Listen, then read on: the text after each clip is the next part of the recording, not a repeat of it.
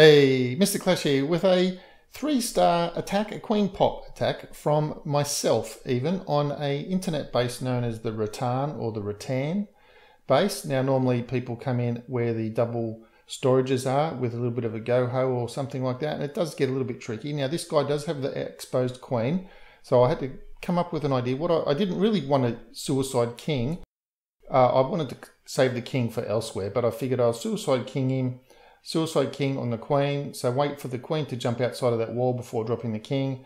A baby dragon and a dragon in the clan castle. Now I've come in with 5 archers and the queen. Now the reason I'm putting the archers underneath the dragon and the baby dragon is that way the dragon and the baby dragon attack the closest thing. So my queen gets to take them out unhindered. Now I don't want to use the ability on the queen here because I want her to go in and I'll use her cloak to take out one of the archer towers. If she goes down after that, well, too bad. But as long as that air targeting defense goes down, once that happened, I could bring in the lava hounds onto that first air defense. Now, the normal iteration of this base, the queen is in deeper normally, and there are 2 Teslas normally next to the Teslas aren't single Teslas like they are here. There's normally 2 Teslas where the CC is and 2 Teslas where the king is, and double big bombs in the other 2 compartments. But this guy's put 1 Tesla on each. Now what I did not know was that he had air skellies, but with the lava hound popping, the lava pups will take care of that. So I've got the 2 rages. I could, because the queen was taken out already, I could use the 2 rages on the hounds and then save the haste for the back end. Now I do have 3 loons left, and I didn't want to deploy them until I could see what was going on. So I'm going to keep 1 loon for the left builder's hut, and I'm keeping 1 loon for the top lab.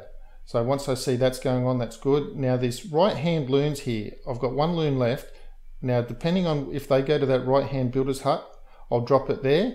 Or okay, so they go over to the right hand builder's hut, so I know I can bring it in on those bottom storages and mines and pumps down at the bottom. So that's why I held back that last balloon.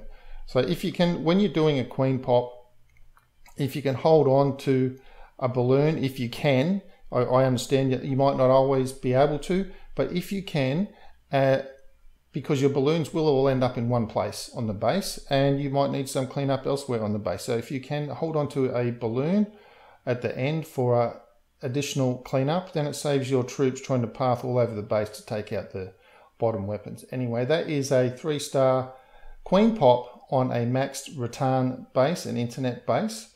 I do recommend, do train this army up and do some friendly challenges and get used to it.